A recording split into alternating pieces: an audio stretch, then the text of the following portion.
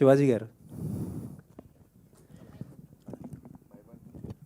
శివాజీ గారు ఇంత beautiful artist మీరు, అసలు మీరు స్క్రీన్ మీద ఉంటే అసలు ఇది శివాజీ గారి ఇది అన్నట్టు వాడుకుంటున్నారు అందరూ ఇప్పుడు కూడా. మీరు ఇందాక మీరు చెప్పేది నేను ఫీల్ అయ్యా, ఏంటంటే ఫేస్ అంతా ఉబ్బిపోతుంది కదా. నేను ఇప్పుడు మీ క్వశ్చన్లో అడగాలనుకున్న క్వశ్చన్ అది, బట్ మీరు చెప్పారని ముందే ఫీల్ అయ్యా, మీరే చెప్పేశారని చెప్పి.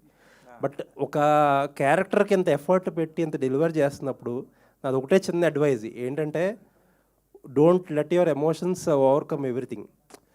ఇప్పుడు ఒక శివాజీ గురించి మాట్లాడుకోకుండా, శివాజీ పర్ఫార్మెన్స్ గురించి మాట్లాడుకోకుండా, దండోరా సినిమా గురించి మాట్లాడుకోకుండా, ఈ టైంలో వేరే విషయాలు అంటే అది స్టార్ట్ అయింది అన్ఎక్స్పెక్టెడ్గా స్టార్ట్ అయింది, ఐ అండర్స్టాండ్.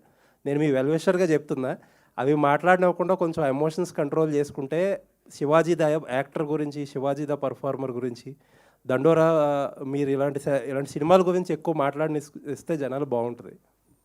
థ్యాంక్ యూ అండి. మీకు చెప్పేటంతలోనే కాదు కానీ బట్ స్టిల్ లేదండి, శివాజీ గారి గురించి జనాలు అది మాట్లాడుకుంటే బాగుండని చెప్పి మాకు. ఏది డినై చేయండి సార్, కాలం అన్నిటికీ సమాధానం చెప్తుందండి, అంతే. థ్యాంక్ యూ, ఏం మాట్లాడను. All the best. Thank you sir.